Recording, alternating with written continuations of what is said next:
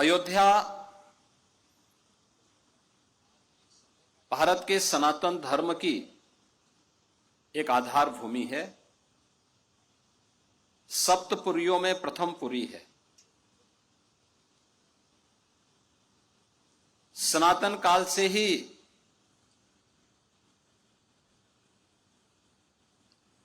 सनातन धर्म की प्रेरणा स्थली रही है।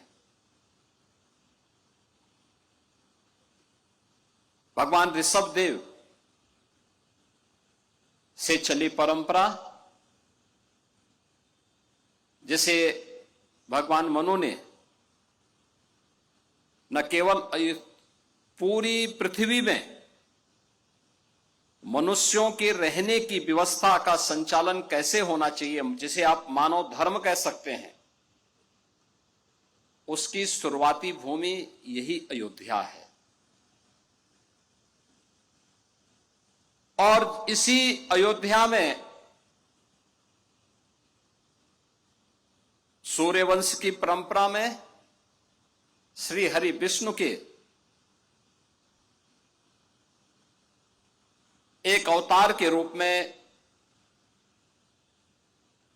मानवीय मर्यादा और आदर्श के जो सर्वोत्तम स्वरूप हैं, वह हैं प्रभु श्री राम। प्रभु श्री राम की इस पावन धरा भूमि पर आयोजित यह सम्मेलन अपने आप में अद्भुत है। मैं इसे अद्भुत इसलिए कहूंगा कि इतने वर्षों तक अयोध्या क्यों मौन रही, जबकि यह एक सत्य है कि जिसने राम पर लिखा वह महान हुआ।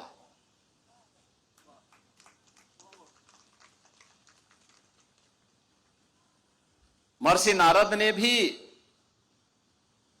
महर्षि वाल्मीकि को एक ही बात कही।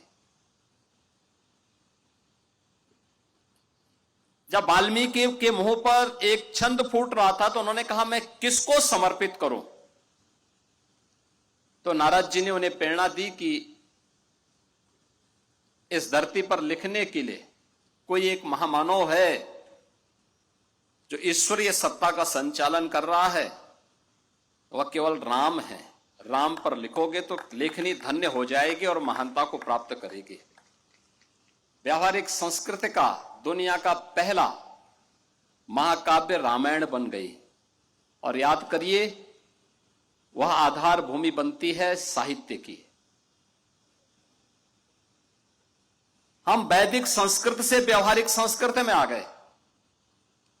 व्यावहारिक संस्कृत से कैसे अपनी लेखनी को धन्य करना है, यह अगर सीखना है तो महर्षि वाल्मीकि के शरण में जाइए, जिन्होंने राम को आधार बना करके महाकाव्य की रचना कर डाली। उससे पहले उस प्रकार का महाकाव्य किसी ने नहीं रचा था। लेकिन मर्यादा पुरुषोत्तम भगवान राम उसकी आत्मा बने, अयोध्या उसका आधार बना, तो साहित्य के एक नई विधा का सृजन हो गया। साहित्य की जिस नई विधा का सृजन होता है, वह कालांतर में आपने फिर देखा होगा, पुराणों की परंपरा में वही व्यावहारिक संस्कृत अपनाई जाती रही। और फिर यह आम जन के लिए इतनी लोकप्रिय हुई कि केवल भारत की ही नहीं बल्कि दुनिया की कोई ऐसी भाषा नहीं जिसमें रामायण या रामचरितमानस किसी न किसी रूप में लोगों के हृदय को न छू रही हो। आज भी आप देखते होंगे, हम लोगों ने 2017 में जब अयोध्या में दीपोत्सव के आयोजन को आगे बढ़ाया था, हमारे मन में एक ही बात थी, और वो बात यही थी कि कैसे भी हो अयोध्या को उसकी पहचान मिलनी चाहिए। कैसे भी हो अयोध्या को उसकी पहचान मिलनी चाहिए, अयोध्या को वो सम्मान मिलना चाहिए जिसका वो हकदार होना चाहिए। एक द्वंद्व था जब अयोध्या में पहली बार आने की बात हुई। यद्यपि मेरी 3 पीढ़ियां श्री राम जन्मभूमि आंदोलन के लिए समर्पित थी, मुझे कोई समस्या नहीं थी, लेकिन शासकीय व्यवस्था जिस नौकरशाही से जकड़ी होती है, उस नौकरशाही में एक बड़ा वर्ग ऐसा था जो कहता था कि मुख्यमंत्री के रूप में अयोध्या जाने से विवाद खड़ा होगा। हमने कभी विवाद खड़ा होता तो होने दीजिए, लेकिन अयोध्या के बारे में कुछ सोचने की आवश्यकता है। फिर एक वर्ग ऐसा था जिसने कहा कि आप जाएंगे फिर राम मंदिर की बात होगी। तो मैंने कहा कौन, हम सत्ता के लिए आए हैं, राम मंदिर के लिए सत्ता भी गंवानी पड़ेगी तो कोई समस्या नहीं होनी चाहिए। और हम लोग उस समय फिर इस कार्यक्रम के साथ जुड़े। मैंने से 19 अवस्थी से कहा, मैंने कहा एक बार चुपचाप जाकर के देखो दीपोत्सव का कार्यक्रम कैसे हो सकता है। और वे यहां आए, उन्होंने यहां सर्वे किया, उन्होंने कहा दीपोत्सव का आयोजन होना चाहिए। मैंने कहा मैं जाऊंगा, दीपोत्सव करते करते बीच में फिर राम मंदिर की बात उठेगी तो इसको क्या करेंगे। उन्होंने कहा नहीं, कार्यक्रम हो इसके बारे में हम सबसे बात करते हैं, और सबका सकारात्मक भाव है। और आज आप देख रहे होंगे दीपावली के एक दिन पहले अयोध्या का दीपोत्सव अयोध्या का एक फेस्टिवल बन गया, एक पर्व बन गया है। लाखों की संख्या में श्रद्धालु आते हैं और मैं मानता हूं यह शुरुआत थी, अयोध्या में राम जन्मभूमि बनने की शुरुआत थी, राम जन्मभूमि की आधारशिला रखने की एक शुरुआत थी। अभी मैं जन्मभूमि दर्शन करके आ रहा हूं। मैं गत वर्ष अयोध्या में आए हुए श्रद्धालुओं की संख्या को देख रहा था और मैंने 2015-16 में भी कितने श्रद्धालु यहां आए, 16-17 में कितने आए, वो आंकड़ों को भी देख रहा था। एक समय था जब पूरे वर्ष भर में केवल 2,34,000 श्रद्धालु यहां पर आए थे 16-17 में। और मैं गत वर्ष के आंकड़े देख रहा था, गत वर्ष अयोध्या धाम में श्रद्धालुओं की संख्या आई थी 16 करोड़। आप अनुमान करिए क्या 2,34,000 और 16 करोड़ में कोई अंतर ही नहीं है। अभी आप देख रहे होंगे लाखों लोग अयोध्या में आज भी दर्शनार्थ आए हुए हैं।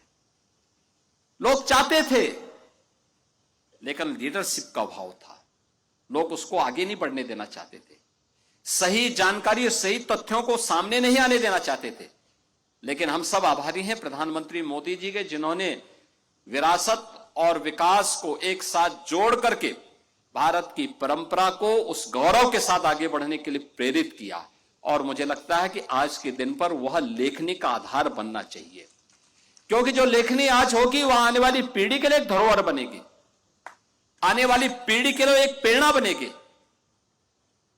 कैसे भारत का नेतृत्व बदलने के साथ ही भारत एक नए भारत के बारे में सोचने लग गया, एक भारत श्रेष्ठ भारत के बारे में सोचने लग गया। एक समय था जब भारत का वासी अपने आप को भारतीय कहने में थोड़ा संकोच करने लग गया था।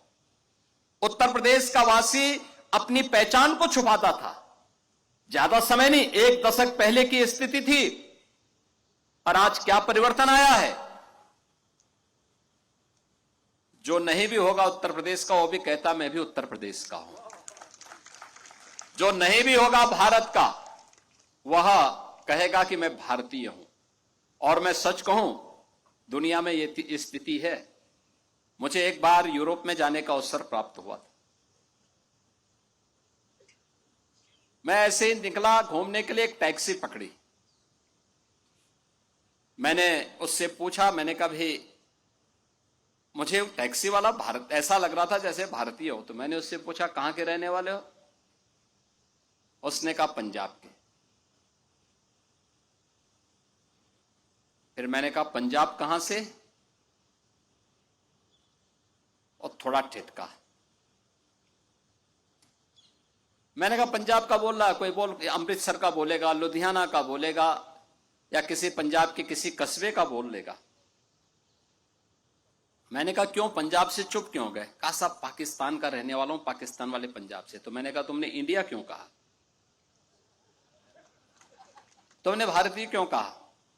उसने कहा साहब भारतीय कहने पर हम लोग सेफ रहते हैं, अगर हम पाकिस्तान का बोल दें तो पता नहीं क्या हो जाए। यह स्थिति आज दुनिया के अंदर है। भारत के प्रति सम्मान का भाव है, लेकिन जिन्होंने दुनिया को आतंकवाद दिया उनके प्रति उतनी ही नफरत का भाव दुनिया के मन में भी है। और इसीलिए अयोध्या यह लेखनी का भी एक आधार है, साहित्य की आधार भूमि भी है। कौन सी ऐसी भाषा है भारत की या दुनिया की जिसने वाल्मीकि रामायण को आधार बना करके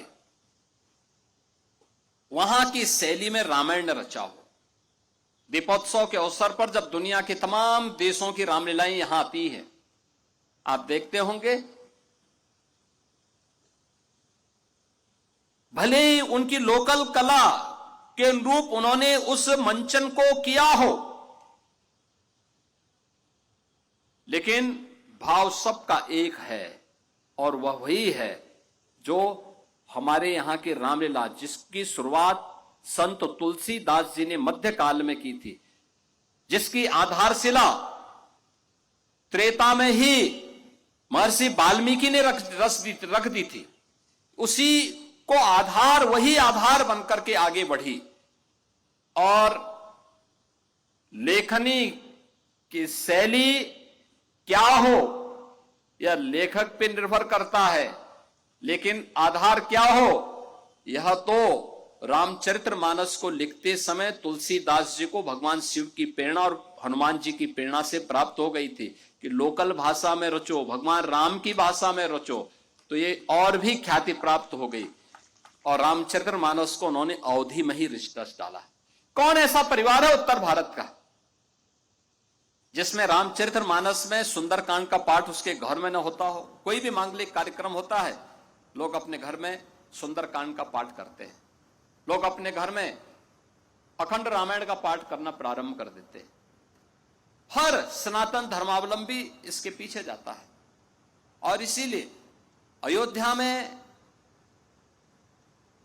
कला और साहित्य से जुड़े हुए इस महोत्सव का शुभारंभ, ये वास्तव में यहीं से इसकी शुरुआत होनी चाहिए थी, लेकिन हम पिछड़ गए।